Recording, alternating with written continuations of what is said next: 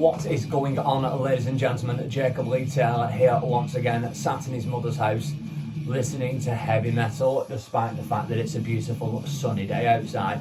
Today we are going to be talking about Converge and reviewing one of their albums. For all you people who don't know, Converge are a hardcore slash metalcore slash technical hardcore band who were formed in 1990 in Salem, Massachusetts by high school friends Jacob Bannon and Kurt Ballou. I first got my introduction to Converge around 2003-2004 when I heard their seminal fourth album, Jane Doe.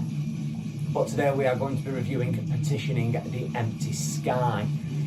This album started out as a 4-track EP released in 1996 by Ferret's Music, which is the record label of the Nora vocalist Carl Severson, and was reissued in 2005 on Equal Vision, which is the record label of Brian McTernan from the hardcore punk band Battery, named after the Minor Threat song, not the Metallica song, who also produced and mixed the album.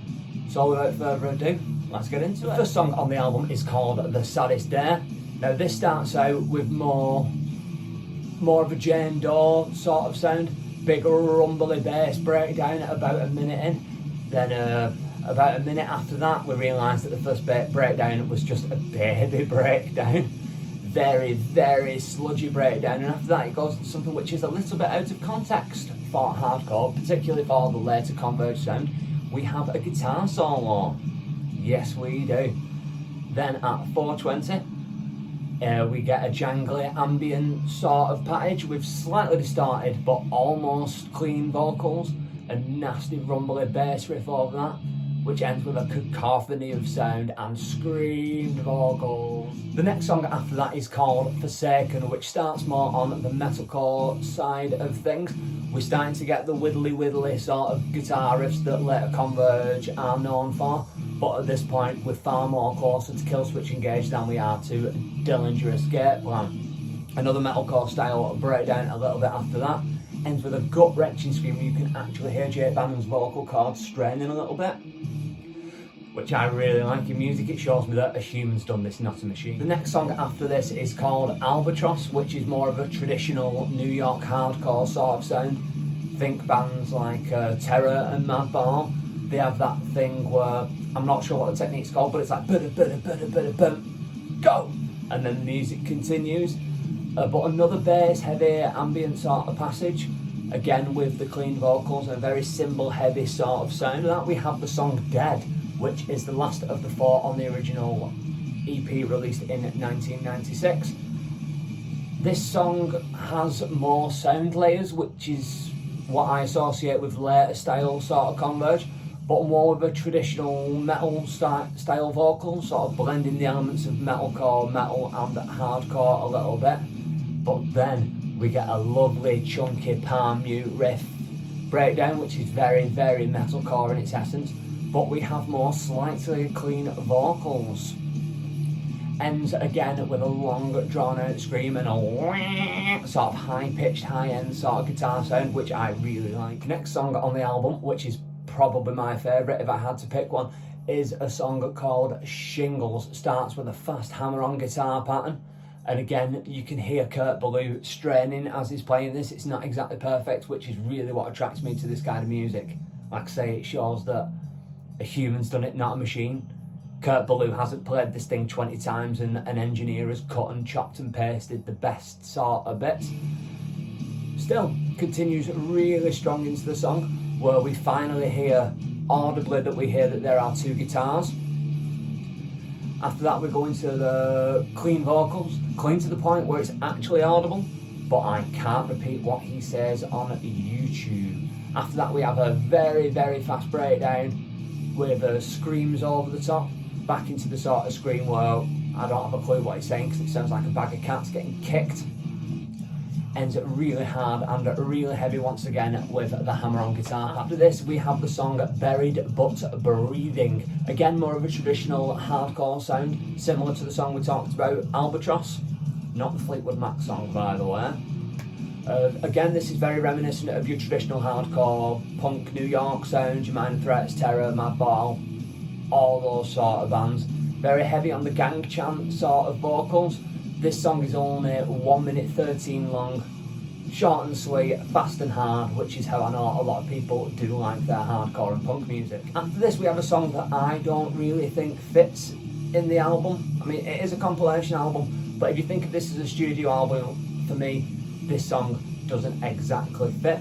It's called Farewell Note to This City. Slow, melodic sort of vibes going on. Honestly, more of a grungy sort of butt rock sort of feel to it.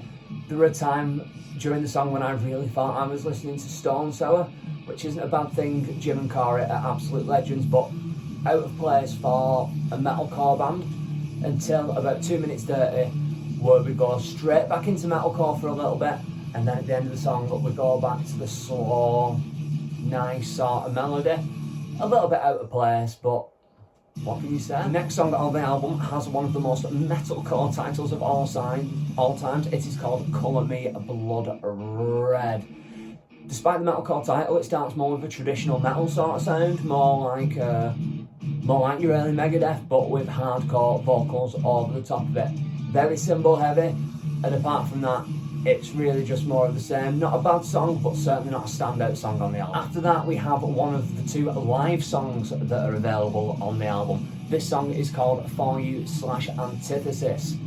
Again, more of a raw sort of New York traditional hardcore sort of sound, straying into metalcore a little bit, more metalcore music with a hardcore vocal over the top. Traditional hardcore breakdown at about 3 minutes. Again, a minute later we go more into a melodic sort of sound, jumping between hard and soft, but this song is 8 minutes long, so it doesn't feel constrained. There's a lot of room for breathing, a lot of time for a lot of different sounds to be explored. 8 minutes is a bit long of a song for me if you're not Metallica, but it does give a lot of the sounds a lot of time to breathe and move around, which I think. And finally, the last song on the album, and the second live song, is called Homesick. This track, you can really hear the live quality on it. Soft opening, then straight into your New York hardcore sort of sound. Again, more melodic parts, but whenever I hear these melodic parts in Converge songs, I sort of imagine being in the audience. It's sort of a calm before the storm thing. I mean, who knows what's going to go on there. Crowd killing, windmilling, walls of death. You go and see a band like this live and you know what to expect. I've honestly never been brave enough. About 5 minutes in, there is a break where Kurt Ballou breaks a string and starts chatting to the audience. Jake Bannon starts tending a head wound that he's got while he's been swinging his microphone around. Gives it a really nice sort of touch, you know, doesn't separate the audience from the artist. I really like that in music. My overall thoughts on the album is, yeah, I like it. I don't like it as much as I like the later albums from Converge, like Jane Doe, No Heroes, that sort of stuff, but it's just a personal thing. The trick with this album is not thinking of it as a studio album, because as I've said before, it's demos, it's live recordings, it's part of EPs recorded at completely different times. But as a compilation album, it really works. The sound is a lot closer to the metalcore roots of Converge rather than the tech hardcore sound that they became known for. But we are starting to get little elements of the Jane Doe sort of sound. Again, not my favourite Converge album. A perfectly accessible metalcore album, no two ways about it, and a good comp album. It scored 8.2 out of 10 on AllMusic, which is probably a more sound opinion than a metalhead who's in his mid-30s and YouTube's from his parents' house. But that is the top and bottom of it. Not sure if you like this sort of content as much as you like the casual chat about metal, but I'll give anything a try. With all that said, there is nothing left but to like, subscribe and listen to heavy metal.